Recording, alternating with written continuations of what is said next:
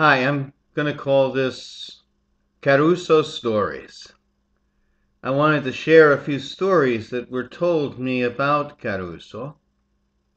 One by someone that was there, and another one who heard it from someone who was there. May I give the first? When I was able to talk to Enrico Caruso Jr. on the phone, and I called him in Florida. It was 1983, I remember, a long time ago. And he talked about his father and memories and how it wasn't always easy being around him. But one time his father took him to the recording studio to make a record. And he said he watched his father in action.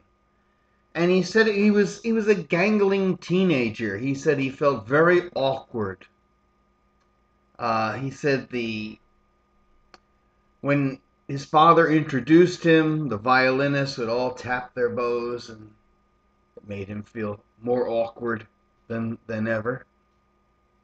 And he was shown the recording apparatus, which he thought was kind of interesting, that was going to record his father's voice behind a partition.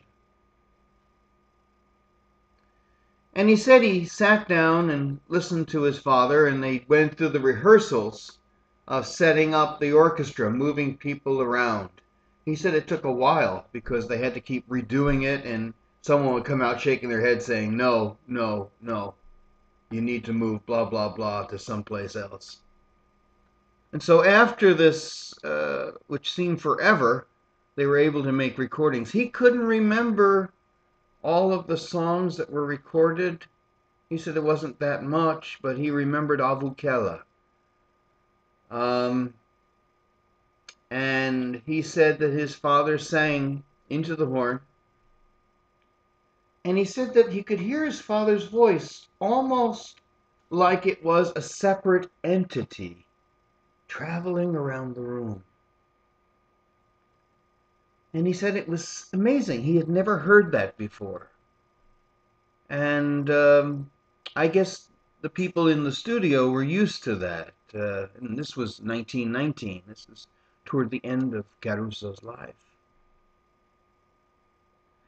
And what is also fascinating is he said at the end of the recording, and anyone who has this record kind of will like this. At the end of the record, he sang the last bit of it and then blew a kiss into the recording horn. Now, I don't know if he did that all the time, but this was just one observation this one time by his son, who saw his father blow a kiss into the recording horn after finishing the song. I think it's kind of nice. So the next time you listen to that recording, it comes with a kiss. Now, another story that comes to mind was told to me by Jerome Hines, the operatic basso, who I got to know some. And his voice teacher was Senor Curci, who was Gallicurci's brother-in-law. And he was her voice teacher. And he used to say one thing about Gallicurci, that she had a brilliant voice, but she had no A flat. When she sang A flat, she would go very flat, go way off the scales. And it's very true. She had a little trouble at times. There's a lot of takes that were made of songs before they finally got them at Victor. But she, in the earlier part of her career, was touring in South America, and it turns out she was touring with Caruso and Tita Rufo. Caruso and Rufo loved each other, but they were artistically jealous as hell over each other and would always try to outdo the other. Perhaps that's a reason why Rufo was never at the Met until after Caruso's death. But she said when they went down there, it was a fighting match vocally between these two. And that one opera, Rufo would come out with this glorious voice. And then the next opera, Caruso would come out and singing like a god. Back and forth, and it finally reached a head in the opera Lucia. And it started off with Rufo singing with the voice of 20 baritones, followed by Caruso, who was singing like the Archangel Gabriel. And they started this vocal slug match. And Curci grabbed Gallicurci and says, "Don't you get involved in this fighting match. Let these two bulls beat the crap out of each other," which is what they did. They vocally tried to outdo each other. So by the time they got to the second act, Caruso was and so was Ruth. They were both a mess. And who won the day? It was Gallicurci. She came out smelling like a rose because she didn't get involved in that vocal slugging match. It's interesting, Caruso and Rufo only have one published record together. And it's incredible. You can feel the battle right there in the recording studio. As I said, they were good friends, but vocal rivals. And and of course, Gallicurci was in the middle of one of their great battles. And that reminds me of the second story that Hines told me from Senor Curci. Caruso had a habit at times to get a little lazy with the singing. If he wasn't in the mood, he would just kind of go through. Usually he gave his all, but there were times he didn't. And they were watching in the director's box, Gallicurci and Senor Curci. And Caruso was a little bit off that night. He wasn't quite singing, right? It was Elister de Amor. And he was singing and singing, not too great.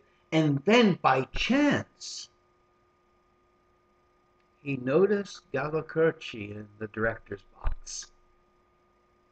And then the next solo, he focused all of his attention just on Gallicurci. See, before that time, she had looked at her brother-in-law and said, "Oh, poor Caruso. Oh, he must be losing it," which she didn't mind.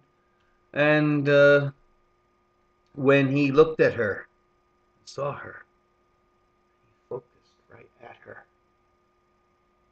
sang, breathtakingly beautiful, right on, perfect. And it just kind of blew her away. So after the opera was over, she said, "Oh, I guess we better go back and say hello to Mr. Caruso." So they went back. And there was Caruso in his dressing room with a cigarette and a smile. And he looked at Gallicurci and he said, "I sang that song just for you." Just to let her know there was no problem. And he was fine. Lastly, one other thing to mention, it's in the book written by his wife. It's kind of in passing, but it talks about a concert that takes place, I believe, at Carnegie Hall. And it was Tito Schipa. And they came late, stayed for a short while, and left. And Mrs. Caruso was a little annoyed. She said, "Enrico, why did we bother going at all?" And he looked at her and said, "Because he's a tenor, but it's all right."